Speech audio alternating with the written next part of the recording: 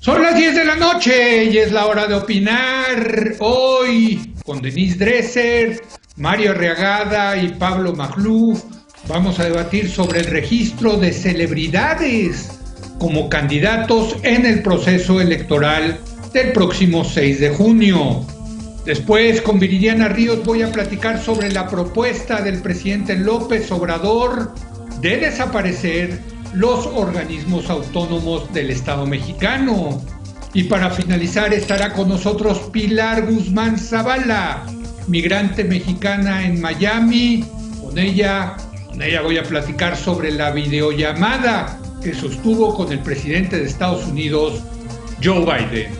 Así que quédese aquí en Foro TV, que ya comenzó la hora de opinar.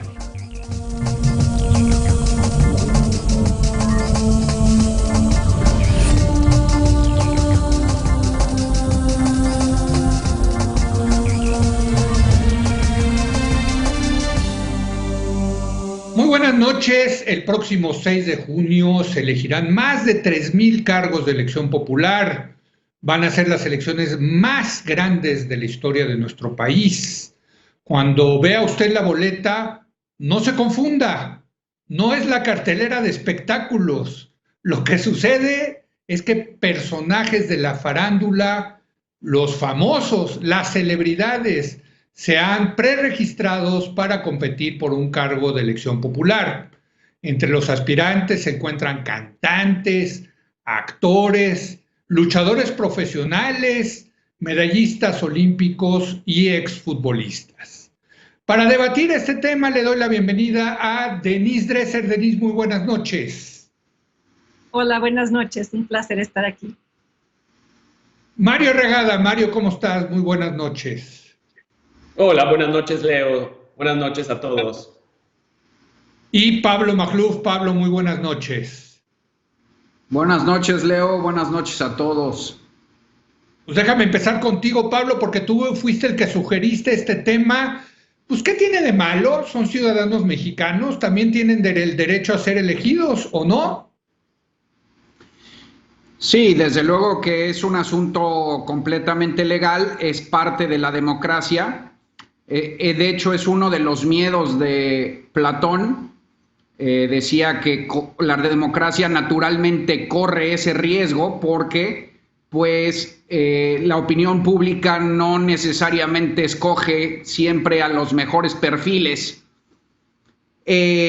Pero yo creo que como fenómeno actual, el que estás describiendo obedece más bien a la lógica del populismo global. Es decir, tiene antecedentes, tenía razón Platón, ahí está el antecedente de Ronald Reagan, de Schwarzenegger a principios del siglo XXI, incluso en México por ahí está un cargo de Silvia Pinal en los 90s con el PRI, de la Tigresa, también de Carmen Salinas, pero yo creo que lo de hoy... Oye, no dejes a Cuauhtémoc Blanco fuera. Esa es nuestra estrella. Claro, pero Cuauhtémoc sí ya se aparta de esos. Yo creo que ese justo ya es parte de la dinámica de demagogia global a la que me refiero, que justamente obedece a la posverdad con sujetos como Beppe Grillo, de 5 estrellas en Italia, como Pacquiao en Filipinas, como Zelensky en Ucrania. Y yo creo que, y bueno, por supuesto que con la apoteosis de Trump, ¿no? Yo creo que obedece en esencia a dos cosas que son además bastante obvias, Leo, colegas. Primero, pues, la degeneración de la política en show business. Es una enfermedad de la democracia, lo señalaba Platón, te digo, pero ahora donde se compite por dinero, digamos, con dinero, por la atención de las multitudes, pues no hay formalmente nada que garantice una degeneración paulatina a lo más multitudinario y popular. Y por otro, la segunda causa que veo es una crisis de representatividad. Perdón aquí por el cliché, pero creo que sí hay una crisis de legitimidad en los políticos tradicionales, en los partidos sobre todo, donde la gente cree que los outsiders pues pueden ser mejores para sus destinos, y no necesariamente eso es cierto, a menudo es al revés. De modo que ya para terminar, yo diría que esto, aunque tienes razón, es legal, es posible, y no solo es posible, sino natural, diría yo que es una pulsión antisistémica de los tiempos actuales. A ver, Denise, veía tus caras y como que no sé si estás de acuerdo o no con Pablo, pero bueno, pues yo sigo diciendo, pues sí, quizás una falla estructural de la democracia, pero pues es una realidad, Denise. No creo que sea una falla estructural de la democracia, creo que es el resultado de democracias descompuestas, de democracias que no sirven para las necesidades de la gente, que no conectan, que no representan. A ver, si tú, elector, llegas el día de la elección y ahí en la boleta está el nombre de un político tradicional, yo qué sé, Ricardo Monreal, y al lado está Vicente Fernández, Paquita la del barrio, luchadores, ¿por quién vas a votar? Discrepo de Pablo en un sentido. Él dice es resultado de los populismos globales. Pero ¿por qué surgieron los populismos globales? Precisamente por el descrédito de los políticos convencionales. De ahí la llegada de los outsiders. Pero vayámonos un paso atrás. Imaginémonos de nuevo a esa persona en la casilla. Esa persona que ve a los partidos y que ve ahí desde hace muchos años. Ve una historia de priización, de complicidades, de organizaciones que prometieron ofrecer algo distinto y luego acabaron actuando de la misma manera.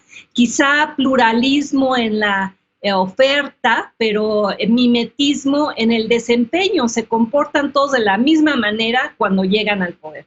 Ve a partidos corruptos, partidos que se niegan a rendir cuentas, partidos que se rehúsan a reducir gastos, partidos además impunes. Entonces, frente a eso, pues no sorprende en lo absoluto que los partidos estén buscando a figuras externas, ya sea para mantener su registro, para ganar. En el caso de los partidos de oposición, pues porque están efectivamente moralmente derrotados, como dice el presidente. En eso le concedo razón. Sin proyectos, sin liderazgo, fragmentados, son los partidos de los moches y los partidos del Pacto por México y partidos que en gran explican por qué Andrés Manuel López Obrador llegó al poder.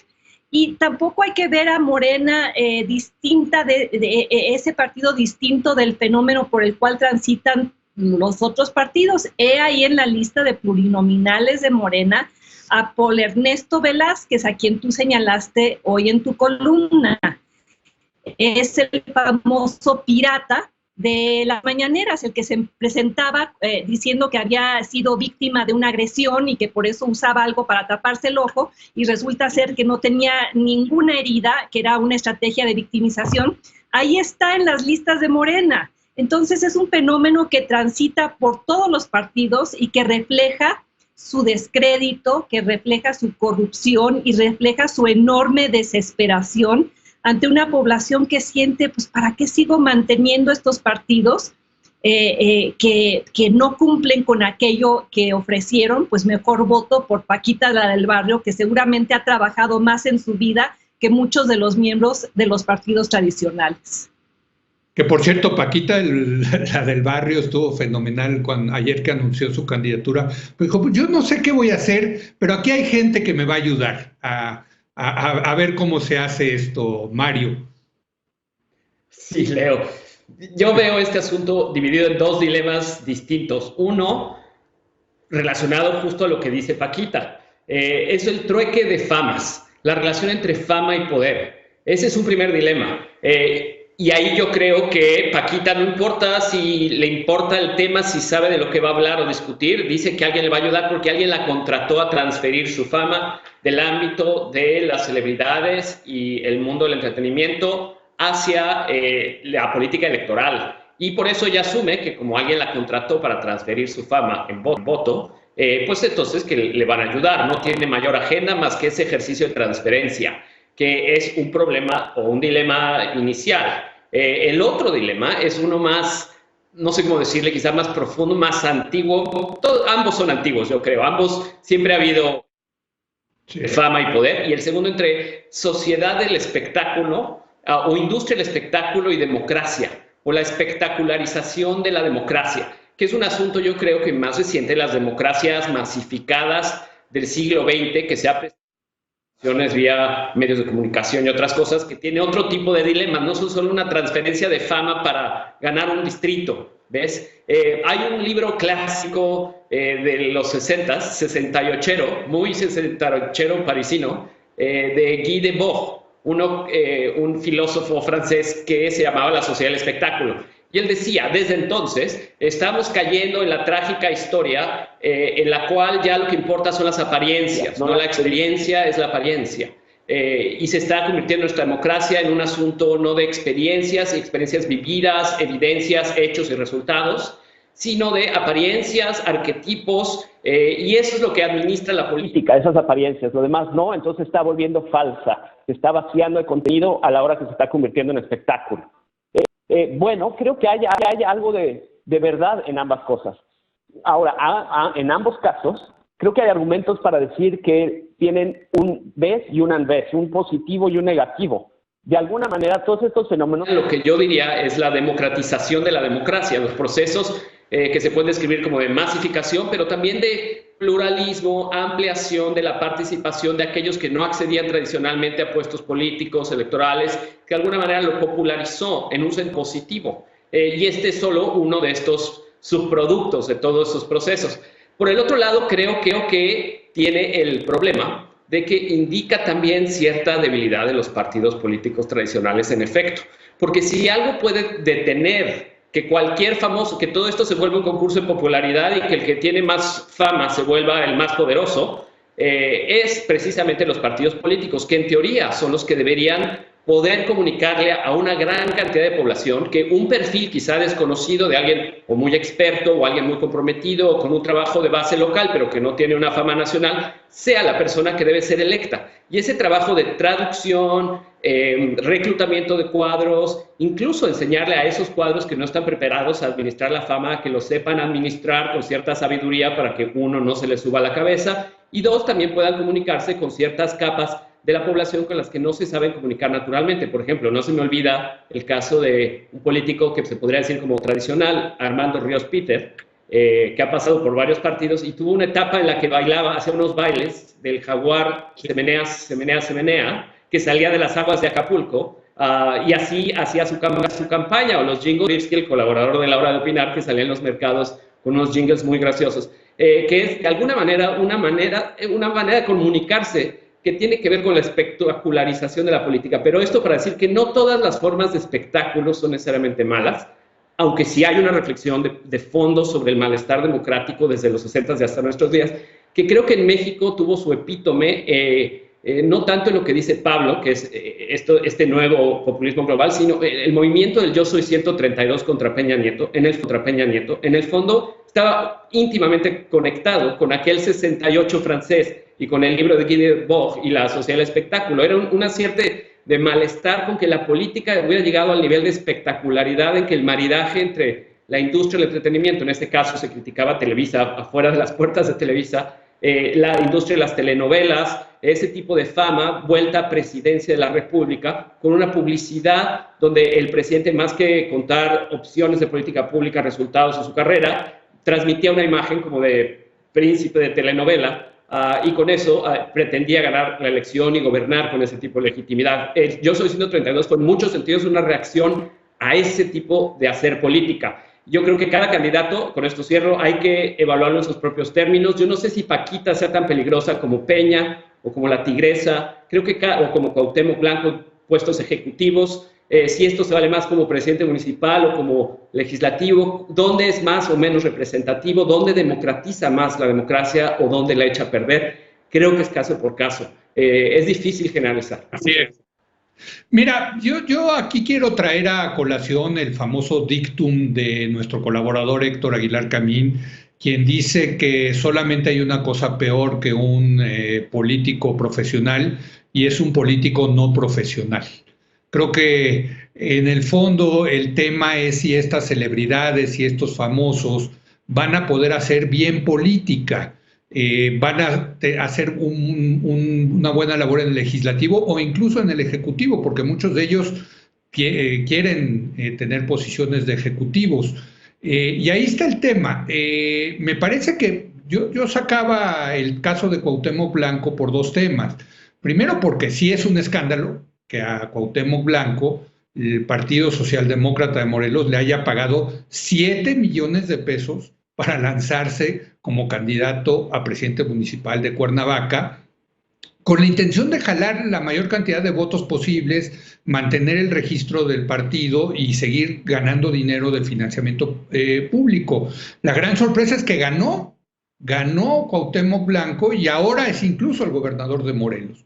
Y esa es la segunda parte, un mal gobernador, porque de acuerdo a las encuestas es el gobernador peor evaluado de los 32. Entonces, esta celebridad, este futbolista, que por cierto yo admiré muchísimo siendo futbolista, tengo que decirlo, pues se ha convertido en una lacra política, en un gobernador que no funciona, Pablo. Sí, desde luego. Y un amigo, un colega, me presentó con un dilema interesante. En general, el gobierno obradorista, el gobierno de Morena ha sido malo, muy malo en mi opinión, pero bajo todos los estándares y casi todos los indicadores y datos ha sido un gobierno bastante malo. Entonces, ahí la pregunta es, a nivel local, como desafío, ¿tú votarías por alguien como Paquita, la del barrio, si puede ganarle a la opción morenista? Y así multiplicado a lo largo del territorio nacional, es un dilema interesante porque, pues... ¿Tú qué dirías, Pablo? Pues justamente te pone a pensar, ¿no? Porque a corto plazo tal vez, y digo tal vez porque nada garantiza, y esto aquí es donde reivindico tu punto, nada garantiza que Paquita sea mejor que la opción morenista. Digo... Sí se puede estar peor que con Morena, aunque ustedes no lo crean. O sea, si algo enseña el obradorismo, me parece, es que siempre se puede estar peor. Entonces, eso a corto plazo. A largo plazo, no me parecen buenas opciones porque se entra justo en este efecto dominó que estamos viendo. Quizá con Cuauhtémoc Blanco como punto de arranque, pero pues vean nada más ya cómo se multiplicó esto. Uno propone a otro peor y otro peor y otro peor y se van compitiendo para ver quién propone la mayor barbaridad, ¿no? Ahora, habiendo dicho eso, le concedo el punto a Mario de que sí, me parecería válido analizar caso por caso, porque también ha habido buenos políticos celebridades. El gran ejemplo es Ronald Reagan, con quien sé que no están de acuerdo ni Denise ni Mario, pero fue un gran presidente y un político maravilloso, ¿no? A ver, sí, bueno, Reagan tuvo Denise, una gran cualidad, que él sabía que no era un político profesional y se rodeó, me parece, de gente muy valiosa. El gabinete de Ronald Reagan, y los dejaba gobernar al gabinete, era un gabinete de muchas y muy buenas credenciales, Denise. Pero bueno, te paso el balón para ver qué opinas de esto. Sí, a ver, siendo un poco abogada del diablo aquí, hay quienes critican el arribo de estas figuras de la farándula o del mundo del espectáculo, y hay cierta razón, pero para el electorado común y corriente, que, insisto, está frente a la boleta y piensa, pues, ¿por qué no darle la oportunidad a si los supuestos técnicos, expertos, preparados con maestrías y doctorados saquearon al país, fueron muy corruptos, instauraron su propia encarnación del capitalismo de cuates? Estoy hablando de la tecnoburocracia desde el salinismo hasta Peña Nieto. Entonces, ¿Puedo contestar por qué no votar por los famosos? Porque, como dice Pablo, pueden resultar peores que esos. Sí, pero yo estoy tratando de entender por qué la motivación, o sea, qué llevaría a alguien a hacerlo. Y si usas el ejemplo de Ronald Reagan, entonces, ¿podría alguien de ese mundo ser un buen gobernante si reconociera sus limitaciones y se rodeara de un buen equipo, así como lo hizo Ronald Reagan? ¿Qué hizo Ronald Reagan? Reconoció que la política era performativa, era escenográfica, había que hacer montajes diarios, había que salir al público, esa gran estrategia de going public, la presidencia pública, muy visible. De hecho, es una estrategia que el presidente López Obrador sigue al pie de la letra. Las mañaneras son una gran escenografía y cada día hay una obra distinta, ya sea el avión, ya sea el pleito con el representante de Twitter en México, ya sea el pleito con la DEA, etcétera. Siempre se escenifica una batalla campal en la mañanera que resulta muy entretenida, buenos contra malos, etcétera. Y además incorpora a la política ese componente emocional, emotivo, que la democracia liberal no tenía. Mucha gente siente que la política tiene que nutrirla de otro tipo de elementos, no solo la política pública, no solo la discusión de los grandes temas técnicos, tiene que haber una conexión emocional con esa persona a la cual están empoderando. Ahora, eso también conlleva enormes riesgos y lo estamos viendo en este gobierno. La selección de personas, una y otra vez, que no son competentes para los puestos que ocupan y que no se rodean de un equipo que los ayude. Lo hemos visto en secretaría tras secretaría y de ahí la enorme disfuncionalidad en términos de gobernabilidad y decisiones de gobierno en este sexenio. Entonces, creo que hay que entender por qué los partidos eligen esto. Perdón, ¿dejaron de escucharme? No, adelante. ¿No? Hay que entender por qué los partidos hacen esta selección de personajes, por qué alguien votaría por ellos y los enormes riesgos que ello conlleva, pero que también reflejan a una clase política desacreditada, distante, lejana, y que aún a pesar de su preparación, a pesar de ser políticos profesionales, también resultaron pésimos gobernantes. Bueno, está interesante esto, Mario, porque si la política también es espectáculo y es también sacar emociones, pues qué mejor que los profesionales que sacan esas emociones para que participen en la política. Y evidentemente mi pregunta es una provocación, ¿no?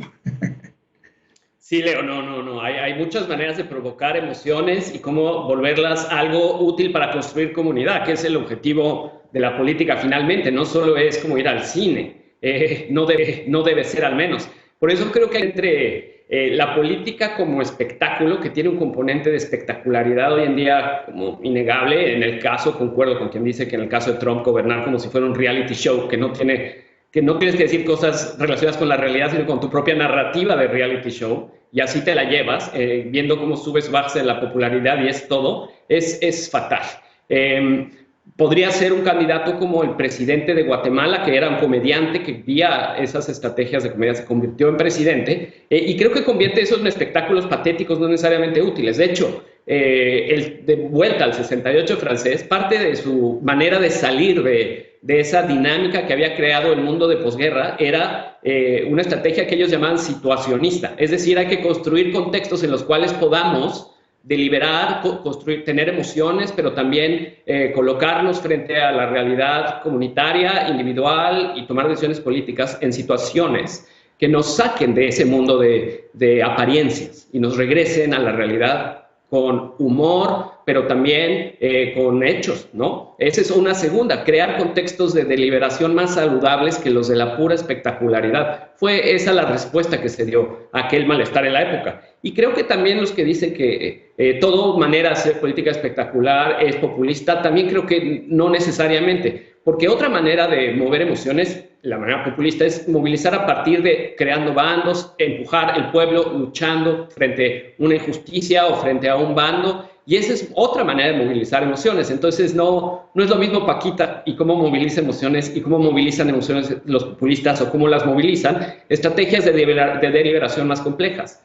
Creo que en el fondo lo que hay y lo que tiene que haber es una reflexión sobre lo que significa ser representativo para una democracia. Una democracia busca maneras de construir el sentimiento de representatividad. Si queremos trascender la idea puramente tecnocrática de acumulación de intereses y luego una priorización muy mecánica que se hace a través de las elecciones, y no queremos esa vida política que yo en lo personal no quiero, me parece que esa tecnocratización de la política le quita mucho en vez de darle para construir la comunidad política y los objetivos compartidos. Tenemos que pensar en maneras en las cuales sí se creen comunidades de diálogo, discusión, que involucren arquetipos, maneras de representarnos unos a otros que sean reales, no necesariamente solo el programa. Tiene que haber representantes que hablen con la voz de Carmen Salinas. Bueno, quizás sí, quizás eso le hace bien a construir un ambiente de deliberación mejor. De hecho, yo creo que además de Ronald Reagan, yo diría que la tigresa es uno de los ejemplos que sale mucho como un clásico priista de la celebridad que llegó a ser poderosa. Bueno, la tigresa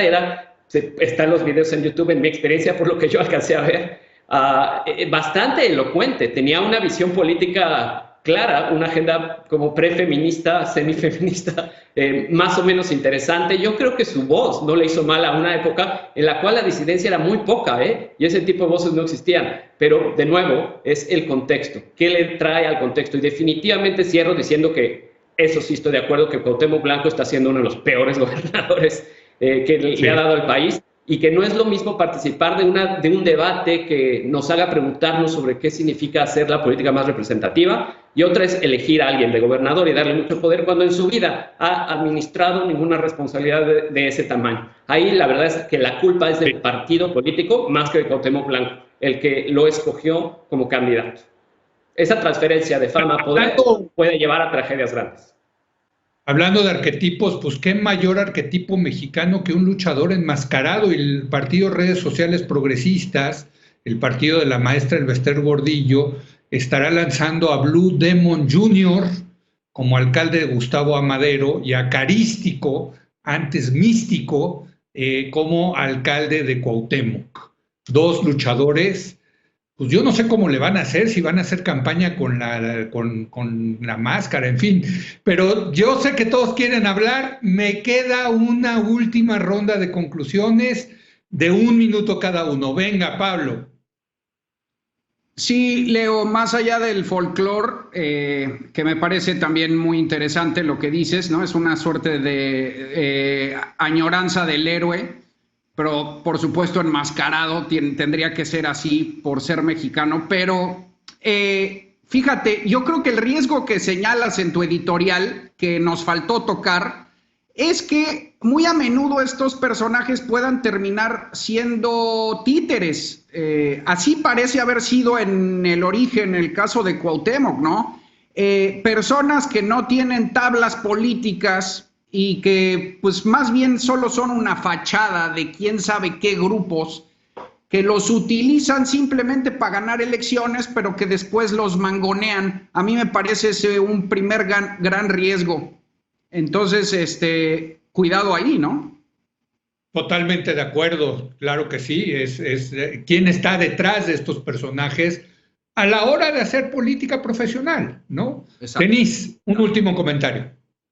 Bueno, yo sí quisiera manifestar mi absoluta indignación frente a la candidatura de Jorge Cantrón.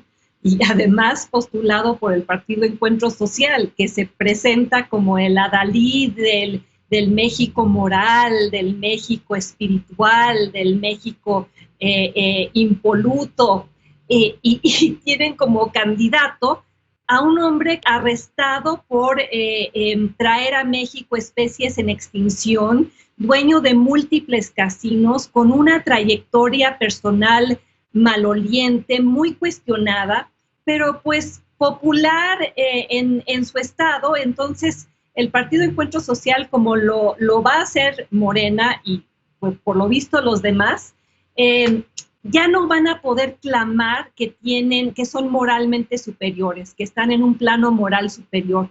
Al postular a un candidato como Jorge Hank Ron, demuestran ahora sí que son exactamente iguales o peores. Gracias, Denise. Mario, te toca cerrar la mesa. 1 minuto, por favor. Bueno, yo solo quiero hacer una última advertencia final, que me parece que de todos estos, de este espectro de dilemas de los que hemos platicado, creo que el que me parece más grave es cuando se voltean las variables, y si Pablo dice como que a veces acaban de titiriteros, sí, creo que es peor cuando acaban de títeres, creo que es peor cuando llegan los titiriteros. Es decir, cuando la industria del entretenimiento toma control de los procesos electorales, cuando ponen a sus propios candidatos, los que tienen el poder de la industria mediática. Es como el caso de Berlusconi, por ejemplo, que además de ser primer ministro era dueño de la televisora más grande. Y así hay muchos casos. Leo, en el propio México se habló durante mucho tiempo del cártel de las televisoras.